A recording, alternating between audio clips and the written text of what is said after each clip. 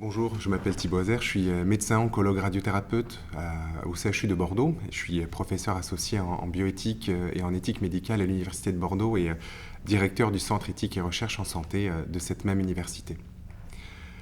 Ma présence en tant que cancérologue dans ces universités d'éthique sur les maladies neuroévolutives a été motivée par l'idée de faire un parallèle, ou en tout cas d'essayer de réfléchir à comment cette notion de choix, qu'on peut trouver évidemment tout au long du parcours des maladies neuroévolutives, eh bien, peut aussi se faire écho à certains choix que les patients et les proches de patients atteints de cancer vont devoir faire au cours du parcours. Alors, mon intervention n'a pas pour but de traiter des questions de fin de vie pour cette autre maladie évolutive qu'est le cancer. Il s'agirait plutôt ici de s'intéresser à l'étape toute première, je dirais juste après l'annonce en tout cas, qui est celle du choix thérapeutique. Je suis, à titre personnel, spécialisé dans la prise en charge des patients atteints de cancer de la prostate et dans certaines indications ce qui correspond à une grande quantité, une vraie population de patients que nous voyons régulièrement en consultation. Eh bien, pour une même maladie, 2 traitements vont être possibles, voire parfois plus. De manière, je dirais, un peu schématique, les 2 traitements principaux qui vont pouvoir être proposés sont d'une part la chirurgie, avec donc cette exérèse de la prostate et ce curage ganglionnaire dont on parle, et puis d'un autre côté, on peut aussi avoir donc une radiothérapie avec plus ou moins une hormonothérapie associée, donc un traitement médical. L'idée, c'est que la question du choix vient du fait que ces 2 traitements sont considérés scientifiquement comme étant équivalents en termes d'efficacité. Et nous, lorsque médecins, nous n'avons plus la possibilité d'avoir une hiérarchie sur l'efficacité, nous nous retrouvons à pouvoir donc faire ce qu'on appelle le partage de décision. Ce partage de décision, c'est un paradigme maintenant qui existe depuis les années 1990, développé d'abord évidemment dans les pays anglo-saxons avec ce modèle autonomiste plus développé. Et il s'agit ici en fait de pouvoir associer le patient à la décision thérapeutique, mais de manière encore plus active. Il ne s'agit pas simplement du consentement, où on va finalement décider si l'on fait ou si l'on ne fait pas. On pourrait dire que c'est un pas de plus, en tout cas dans la pratique de l'autonomie, parce qu'on va se retrouver à choisir quoi faire, ce qui est très différent. Donc cette décision partagée qui a été créée sur la base d'abord de l'usage, je dirais, d'un échange bilatéral qui se veut asymétrique, c'est-à-dire effacer les repères classiques de la relation soigné-soignant. Cette décision partagée va aussi reposer sur l'idée d'utiliser des outils d'aide à la décision qui peuvent être d'abord la discussion évidemment, mais aussi des vidéos, des supports multimédia, des lectures, etc., etc. Avec toujours l'idée de fournir non pas une information qui soit très généraliste, mais qui soit centrée sur l'idée de nous devons décider à ce moment-là. Ce qui est important, finalement, c'est que la décision partagée, elle vise une décision consensuelle. Et ça, je pense, c'est un point très important, parce que si on parle de consensus, c'est-à-dire qu'à un moment donné, il faut qu'il y ait rencontre entre soigné et soignant. Alors, de nombreux articles conceptuels, des recherches quantitatives, qualitatives existent au sujet de la décision partagée. Et finalement, ce qui me semblait peut-être plus intéressant de proposer, c'était de faire plutôt une approche éthique, une approche donc du coup très pratique au final, du partage de la décision en oncologie, parce moi qui le fais maintenant depuis 8 ans, une question se pose toujours, une question à laquelle je n'ai pas de réponse formatée. Peut-être est-ce bien ainsi, c'est quelle est ma place ? Quel est mon rôle au moment où le partage de décision va se déployer ? Et c'est-à-dire quand un choix décisif se présente au cours d'un parcours de soins, que suis-je censé faire pour accompagner la personne ? C'est donc une forme d'interpellation éthique dont il est question. Et cette interpellation éthique, moi, je propose de l'organiser en 3 temps. Un premier temps qui est peut-être celle d'abord d'aborder, peut-être un peu schématiquement, un peu scolairement, mais c'est utile, la notion du dilemme autour de partager ou pas la décision avec un patient qui entre en maladie cancéreuse. La deuxième acception de l'éthique serait celle de la manière de faire, donc comment envisager en pratique le déploiement de cette décision partagée. Puis finalement, je me permettrai aussi de parler de cet effet de retour, comme dirait Foucault, cet effet de retour que nous, soignants, que nous prenons littéralement, lorsque nous faisons du partage de décision.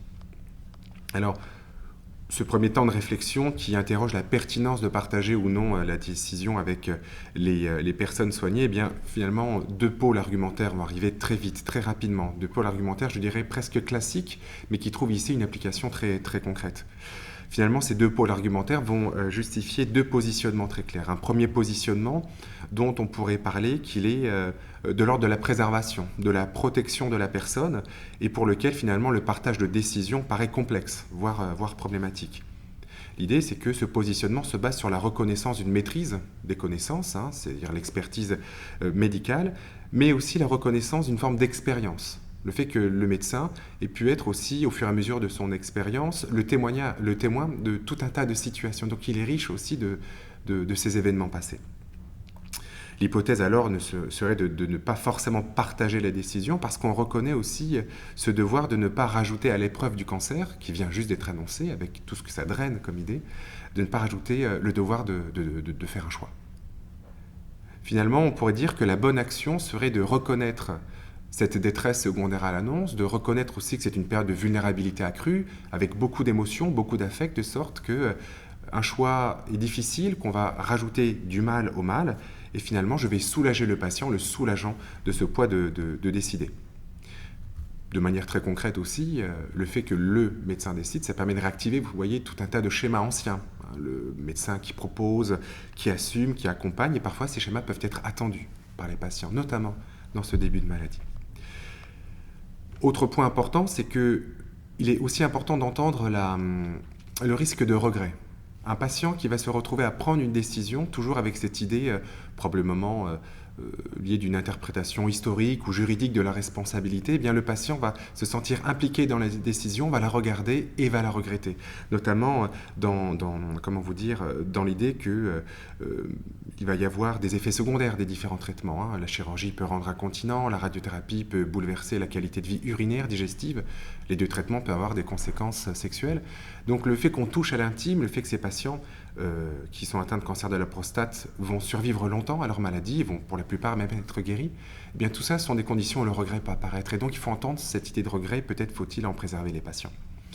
Après, évidemment, vous l'aurez compris, ce positionnement de protection, celui qui se base sur les connaissances médicales, c'est aussi tout un positionnement d'influence, on pourrait même parler de pouvoir, qui sont les fondements du paternalisme et de l'autorité médicale, qui sont actuellement des positionnements qui ne sont plus dans les mœurs de la société, bien heureusement. Malgré tout, ils sont toujours bien réels.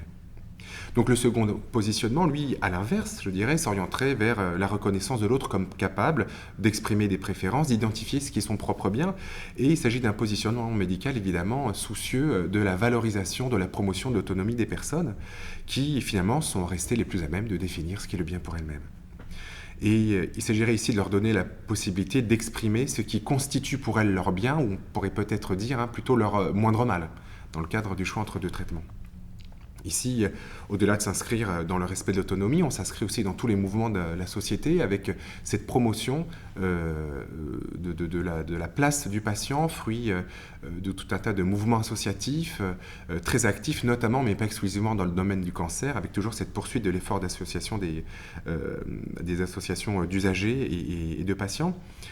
Cela permet aussi d'encourager une forme de capacité d'agir, capacité de réflexion au moment où justement l'annonce de la maladie pourrait plonger la personne dans une forme de passivité. Il ne faut pas négliger en revanche l'autre côté de la pièce de ce modèle autonomiste. Le premier, c'est évidemment le fait qu'à force de considérer que c'est nécessairement la bonne chose à faire que de partager la décision, ne serions-nous pas en train de mettre le patient en face d'une forme d'injonction ? Sois autonome, montre-moi que tu es autonome. Plonge-toi, porte les habits de ce patient, de ce bon patient. Vous voyez, ce patient décideur, actif, celui qui dit ce qu'il veut, celui qui tient bon, celui qui se tient droit. Au-delà de cette injonction pour le patient, ne nous retrouvons-nous pas aussi soignants dans une autre forme de positionnement qui serait peut-être aussi un positionnement de se désengager doucement. Je ne suis plus décideur, donc peut-être je ne suis plus responsable. Peut-être, comme le disait le professeur Sicard, peut-être qu'on pourrait se désengager moralement, ne plus être impliqué. L'autre écueil aussi serait peut-être de réduire le soin à une forme de prestation technique qui répond à une demande dont la légitimité ne pourrait plus du tout être discutée parce qu'elle vient justement du patient. Donc vous voyez, c'est très classique, on a deux options, chacune ses justifications éthiques, ses raisons d'être considérées valables. Chacune, par contre, est imparfaite, chacune est insatisfaisante parce qu'il y a des risques bien réels. Et ces deux options vont quasiment s'exclure l'une l'autre. Et d'ailleurs, les principes qui vont les sous-tendre chacune, et il s'agit bien d'une interrogation éthique. peut-être d'un choix éthique, peut-être même d'un dilemme. Cette analyse est peut-être scolaire, mais elle nous a semblé nécessaire parce qu'elle nous amène à envisager que le partage de la décision que nous voulons le plus large possible de notre pratique au CHU de Bordeaux, ce partage de décision, c'est l'occasion de réactualiser un dilemme éthique vieux comme Hérode à chaque consultation.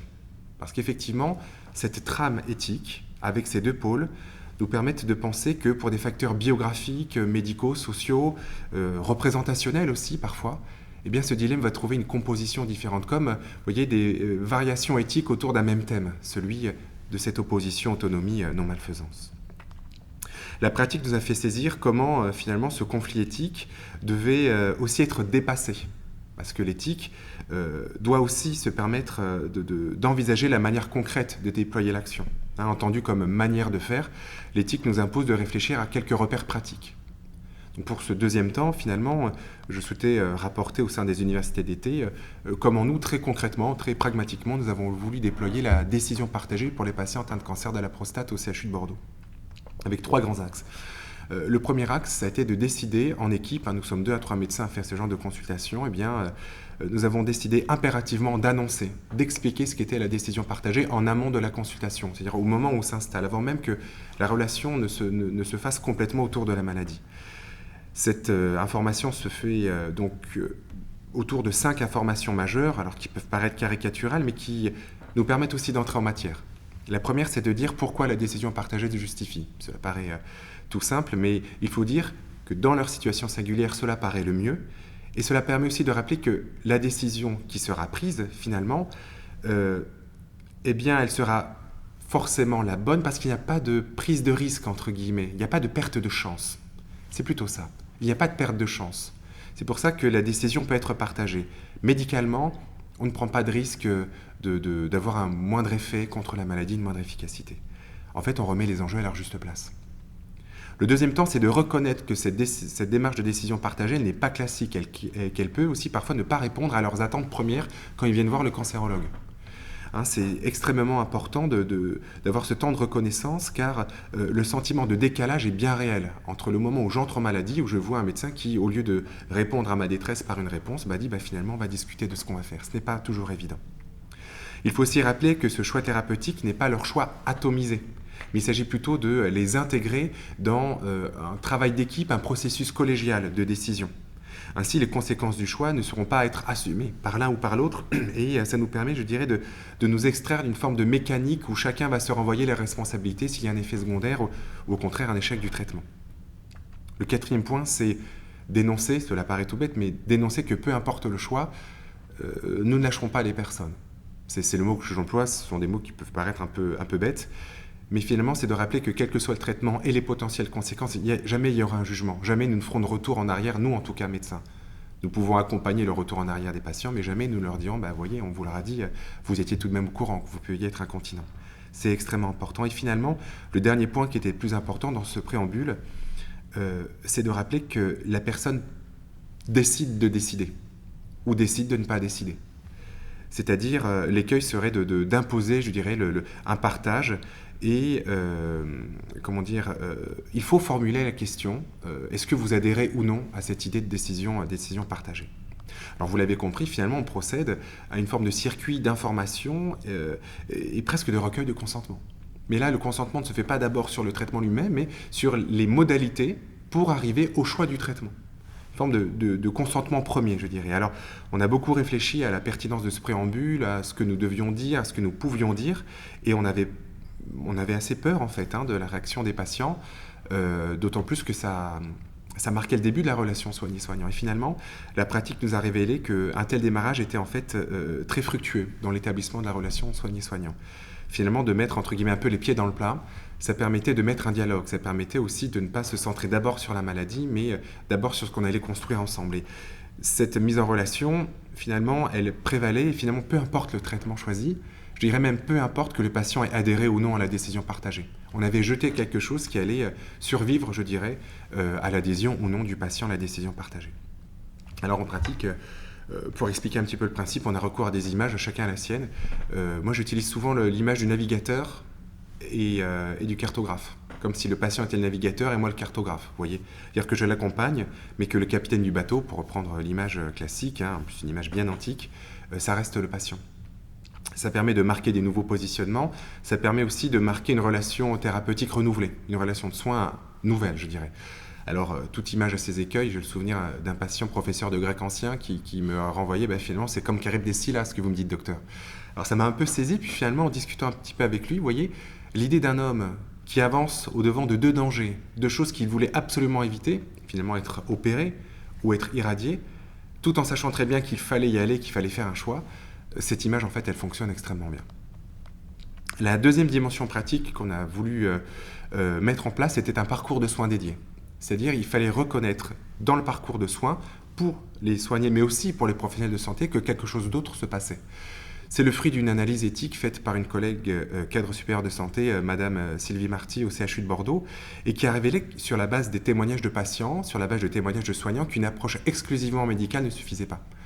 Il fallait apporter autre chose, et finalement le recours aux compétences et aux spécificités infirmières, ce recours s'est avéré extrêmement efficace dans ce parcours de dévoilement des préférences, donc de l'intimité, dans ce parcours de délibération. Notamment, toute la réflexion a été autour de pouvoir mobiliser les compétences de nos collègues paramédicaux du temps d'accompagnement soignant. Les ressources de l'éthique, notamment l'éthique narrative, on peut penser aussi à l'éthique des capabilités, Amartya Sen, Ricoeur, Nussbaum, mais tout ça, on nourrit la réflexion pratique, et finalement, on s'est rendu compte qu'en raison d'une relation moins asymétrique, de l'extinction d'une forme de concurrence entre deux médecins qu'on verrait exclusivement, ou encore la diminution d'une pression à devoir de suite décider, en donnant du temps, en donnant un tiers aussi, le travail de délibération pouvait se faire beaucoup plus tranquillement, et le parcours de soins a véritablement bouleversé notre travail. Et le dernier point, qui là aussi peut paraître évident, mais qui vraiment est un fil conducteur pour notre pratique en consultation, pour éviter les effets de tunnel, je dirais, quand on lance la décision partagée, c'est une forme de vigilance constante à la manière dont le patient va apprécier le fait qu'on partage la décision. En gros, il est question de mesurer si au fur et à mesure où on la déploie, la décision partagée est toujours acceptée par la personne. Parce qu'on peut dire oui à un moment donné, puis se rendre compte qu'on ne va pas dans le bon chemin. Finalement, son langage, son discours, son langage non verbal aussi, vont être des outils extrêmement importants pour que nous puissions avoir cette appréciation, je dirais, en continu. Et nous avons aussi beaucoup réfléchi, nous avons décidé de nous autoriser, en tant que soignants, sur la base de notre appréciation subjective, de dire à un moment donné au patient, écoutez, j'ai l'impression que ça ne se passe pas bien, que ce partage de décision, il vous paraît plus complexe qu'on l'avait envisagé, et que ce n'est pas la bonne chose pour vous. C'est-à-dire s'autoriser, nous, médecins, à rompre, je dirais, un parcours qui est lancé, pour permettre à la personne de dire, oui, peut-être c'est une modalité de décision un peu plus classique, mais qui me rassure, qui me conviendrait le mieux. Alors en ça, les réunions de concertation pluridisciplinaires hebdomadaires où chirurgiens, cancérologues, nous nous retrouvons pour décider, c'est un recours important parce que l'on peut dire à la personne, écoutez, très bien, nous l'entendons bien, et puis nous allons rediscuter, nous reviendrons vers vous avec une décision qui ne viendra pas de moi, mais qui viendra d'une équipe. Dans ce cas, vous voyez à quel point on fait à nouveau une forme d'écho au consentement. C'est-à-dire que ce n'est pas parce qu'on a dit oui une fois que ce oui est valable pour toutes les fois. C'est-à-dire qu'on a le droit de revenir en arrière. Avoir dit oui en amont du processus, ça ne signifie pas qu'on n'a jamais la possibilité de réinterroger ce oui en permanence. Le troisième point que je voulais aborder, je dirais, ce serait d'exposer ce que le partage de la décision a impliqué pour nous, soignants, et plus précisément en moi-même. En gros, l'éthique entendue comme établissement d'un rapport de soi à soi, l'éthique va imposer, en tout cas suggère, un discours à la première personne que je vous propose de partager. À titre personnel, ces consultations de décision partagée constituent un exercice qui était inédit. Je n'avais pas été préparé pendant mes études, je n'avais pas été formé à cette nouvelle position d'équilibriste, qui pourtant représente maintenant la moitié de mon exercice professionnel. Quand nous avons commencé, nous n'avions pas anticipé, je vous l'ai dit, par la formation, et peut-être je dois aussi reconnaître une forme de légèreté quand on a décidé de la mettre en place. Nous étions certains de proposer la chose adéquate en 2018, de se dire que c'était dans l'air du temps, que les patients le voulaient nécessairement. Et finalement, nous nous sommes cognés contre le réel, et nous avons emmené un patient avec nous. Finalement, choqué par le fait de partager la décision, interprétant le fait qu'il choisisse, entre guillemets, son traitement, soit une forme de déresponsabilisation, il y a un de nos patients qui a arrêté d'interrompre ses soins. Il ne s'est pas reconnu dans cette idée, et ne se sentant pas compris, il a préféré abandonner le soin plutôt que de suivre un chemin qui n'était pas le sien. Ce qui est terrible dans cette situation, c'est que ce n'était pas un échec de la médecine. C'était un échec des médecins, mais du médecin que je suis, de ne pas avoir compris ce qui se jouait exactement. C'est que 12 mois plus tard qu'il est revenu nous voir, on a réussi, à force de relance du médecin généraliste du patient, bien évidemment son cancer avait progressé, et les traitements à réaliser n'étaient plus du tout à discuter. Il n'y avait plus le choix, il fallait faire une radiothérapie avec des zones de traitement plus larges, il fallait faire 3 ans d'hormonothérapie. Cet épisode dramatique nous a imposé une réflexion éthique. C'est un épisode qui nous a tous marqués. Alors le patient a été traité, le patient est en rémission complète, on peut même approcher le terme de guérison, mais ce fut vraiment un coup de tonnerre dans notre pratique et une véritable prise de conscience. C'est à partir de cette prise de conscience que nous avons d'abord travaillé la réflexion éthique, le dilemme, puis la manière de faire comme je vous l'ai dit auparavant. Un deuxième point sur le vécu de la décision partagée en tant que médecin, c'est que j'ai pu constater les difficultés à mettre en pratique certaines expressions. On n'arrête pas de dire, de recommander, d'identifier les valeurs des personnes. Alors ce sont des mots très simples, on voit à peu près tout ce que ça veut dire, mais que faire en pratique ? Qu'est-ce que ça veut dire exactement ? Comment moi je peux aider au déploiement des valeurs ? Et une fois que ces valeurs sont là, est-ce que certaines valeurs vont nécessairement orienter vers un traitement ? Est-ce qu'il existe des valeurs qui sous-tendent la chirurgie, qui sous-tendent la radiothérapie ? Évidemment, c'est beaucoup trop simple. Alors, mon expérience me fait penser que nous, évidemment, on ne va pas du tout identifier des valeurs livresques, des valeurs universelles, les notions du principisme, etc. Certains patients s'en saisissent parce qu'ils ont ça dans leur bagage. Mais finalement, ce qui va nous aider, c'est plutôt d'aborder la manière dont chaque personne aura de les interpréter, aura même, je dirais, de les vivre. En fait, on recherche ce qui fait sens, ce qui va permettre à la personne de s'inscrire dans une chaîne de sens pour choisir tel ou tel traitement, pour se positionner, pour finalement trouver le traitement adéquat. Ce qu'il y a de particulier, c'est que cet espace de discussion, il échappe parfois à la rationalité. Et ça, nous, médecins, dans le cadre d'une décision, c'est assez bouleversant. En fait, il faut faire place à cette forme, non pas d'irrationalité, mais de rationalité parallèle, je dirais. Et on a en face de nous le dévoilement d'une interprétation subjective, singulière, je dirais parfois argumentée, parfois intuitive.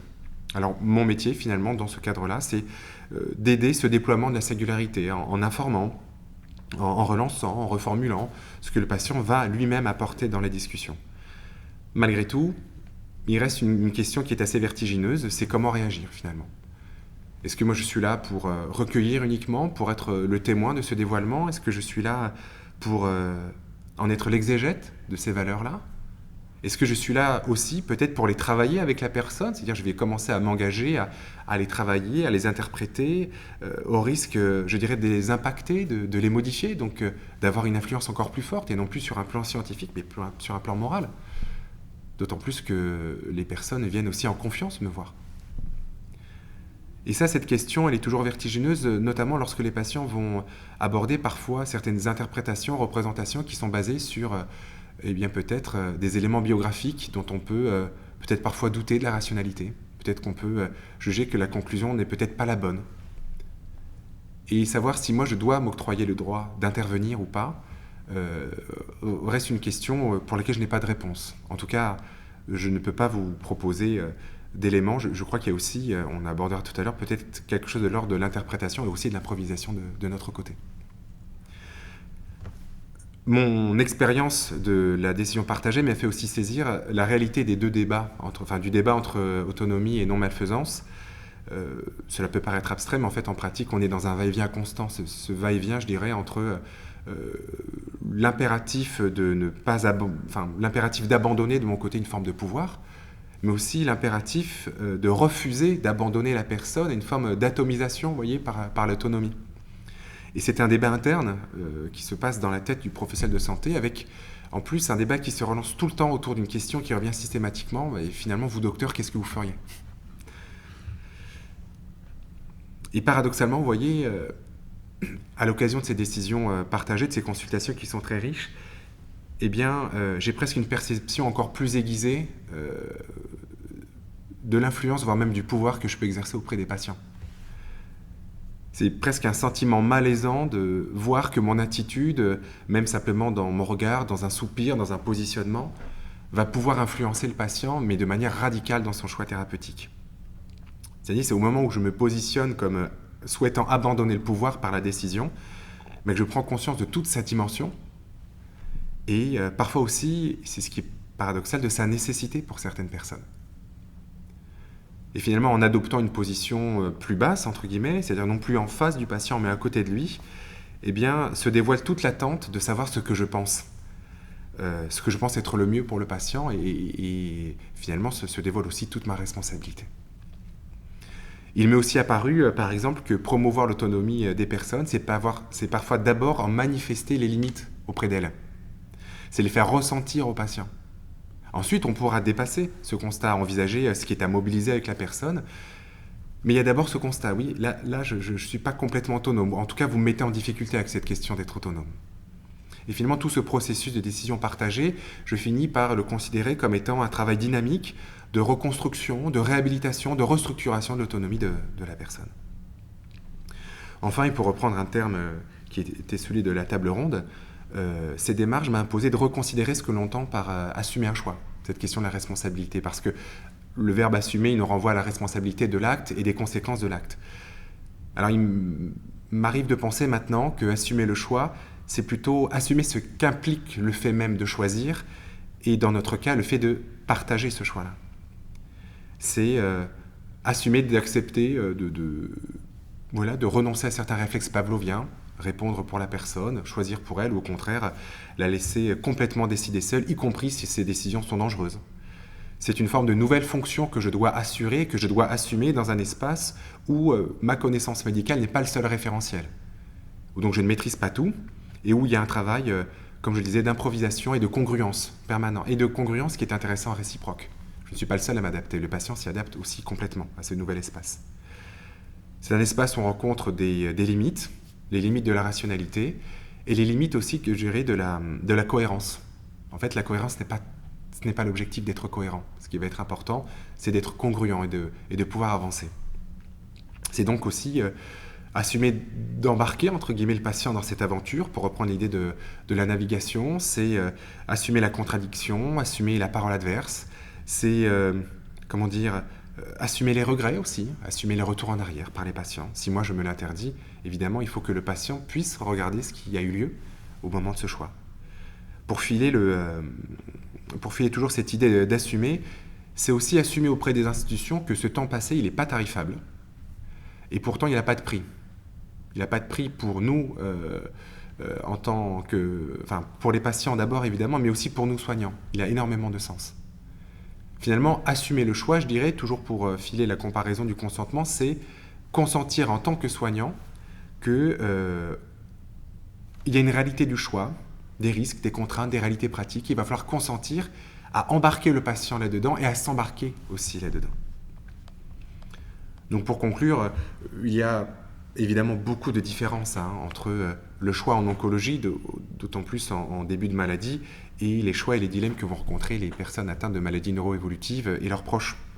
Et tous les témoignages qu'on peut avoir lors de ces universités d'été montrent bien qu'il y a vraiment des dimensions, des natures, des intensités de débats qui sont différents, qui ne sont pas comparables, je dirais, incommensurables. Mais il me paraissait important de souligner la première différence, qui est celle que lorsqu'on parle de décision partagée, certes, le lien entre les maladies neuroévolutives et le cancer, c'est qu'à un moment donné, un choix va s'imposer, parce que la réalité vient nous l'imposer, ce choix. Ce qui est particulier avec des décisions partagées, c'est que, certes, la maladie impose un choix, mais le médecin va proposer, voire même peut-être imposer à la personne de faire un choix. Et ça me semblait intéressant de voir qu'il y a ce double temps, je dirais, du choix imposé. Autre chose aussi qui est important en termes de différence, c'est qu'avec la décision partagée, vous voyez bien qu'il y a une place énorme pour l'interprétation du patient, son information, son autonomie, et cela n'est pas toujours le cas, évidemment, pour les maladies neuroévolutives, avec donc ce niveau de complexité supérieur, avec donc d'autres personnes qui vont rentrer en jeu pour interpréter ce qui est le bien, pour interpréter ce qui va être la bonne décision. Ce levier de l'information du patient n'est pas toujours disponible pour les maladies neuroévolutives. Et enfin, le dernier point, évidemment, c'est que les maladies neuroévolutives vont changer radicalement la perspective d'existence pour les patients avec cette notion de maladie chronique qui évolue. Le cancer de la prostate, au moment où moi je peux proposer une décision partagée, est une maladie qui vient bouleverser la vie, mais c'est une maladie qui vient à un moment donné, avec une attention curative. Elle laissera des traces existentielles, mais il y a la possibilité d'une projection dans l'avenir. Évidemment, tout ça sont des points qui sont vraiment très marquants entre le cancer de la prostate à un stade initial et les maladies neuroévolutives. Mais pour autant, je pense qu'il y a vraiment des échos qui se font dans cette notion de choix, que ce soit dans l'identification du débat éthique, dans l'identification de certains moyens pratiques de mettre en place ce choix, mais aussi dans cet écho que ce changement de positionnement va induire, en tout cas chez nous, les soignants, et en tout cas pour moi-même en tant que médecin. À titre plus personnel, ça fait 8 ans que je pratique la décision partagée. Ça correspond à peu près à la moitié de mon exercice professionnel en oncologie maintenant.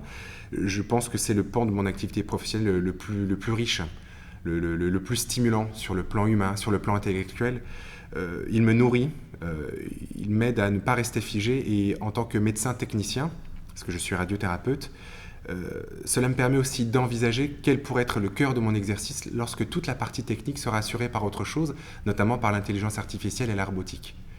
Et dans notre milieu de l'oncologie radiothérapie très technique, le fait d'avoir ces échanges, ces temps de décision partagés, cela nous permet de nous rassurer, cela nous permet d'être enthousiastes dans un avenir où finalement nous priver de la technique, ou en tout cas restreindre cette partie technique, nous permettra d'être encore plus soignants.